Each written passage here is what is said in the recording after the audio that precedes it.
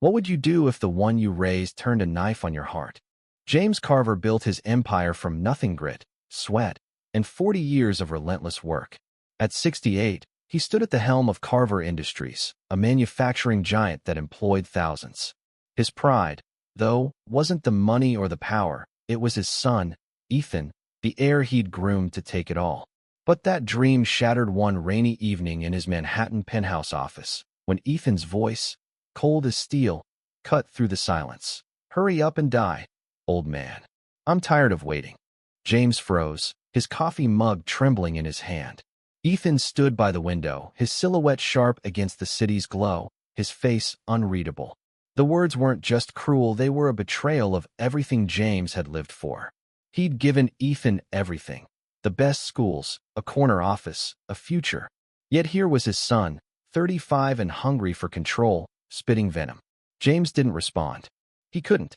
He just walked out, the weight of those words sinking into his bones. For days, James wrestled with the pain.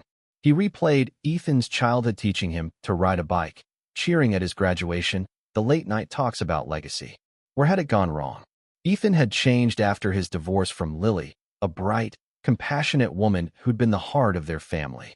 Ethan blamed her for his failures, but James knew better. Lily had grounded him, and without her, Ethan's ambition had curdled into greed. Then came the twist James didn't see coming.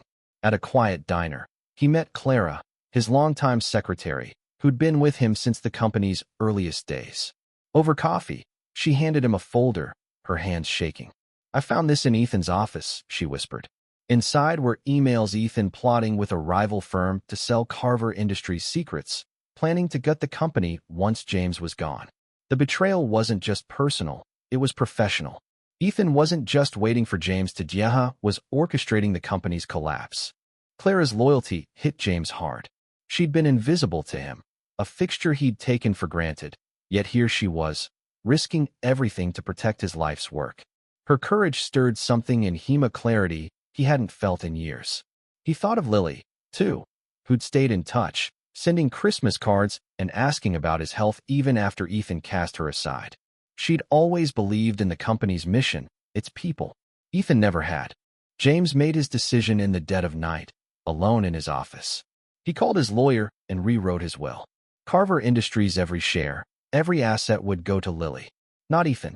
Not a cent. Lily, who'd studied engineering and worked tirelessly beside them before the divorce, would know how to steward the company. She'd honor its values, its workers. Ethan would get nothing but a lesson. Betrayal has a cost. The next morning, James faced Ethan in the boardroom. The air was thick, the tension palpable. Ethan smirked, expecting another lecture. Instead, James slid the new will across the table. "You're out," he said, voice steady. Ethan's face drained of color as he read it. He laughed, disbelieving, then screamed, "You can't do this." But James already had. He walked away, leaving Ethan shouting at an empty room. Lily was stunned when James told her. "Why me?" she asked, her eyes wide. "Because you're family," he said simply. "You always were."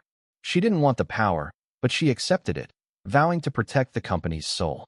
James felt lighter than he had in years. He'd lost a son, but he'd gained a purpose. Months later, James sat in a small cabin upstate, far from the city's noise. He'd stepped back, letting Lily lead. The company thrived under her, just as he'd known it would. Ethan, humiliated, faded into obscurity, his schemes unraveling without James's empire to prop him up. Clara, too, found peace, retiring with a generous pension James insisted on. James wasn't bitter. He'd built something good, and he'd saved it. The pain of Ethan's words lingered, but it no longer defined him. He'd chosen legacy over revenge, love over hate. And in that choice, he found redemption not just for himself, but for the thousands who depended on Carver Industries. A father's heart could break, but it could also rebuild. Yendi.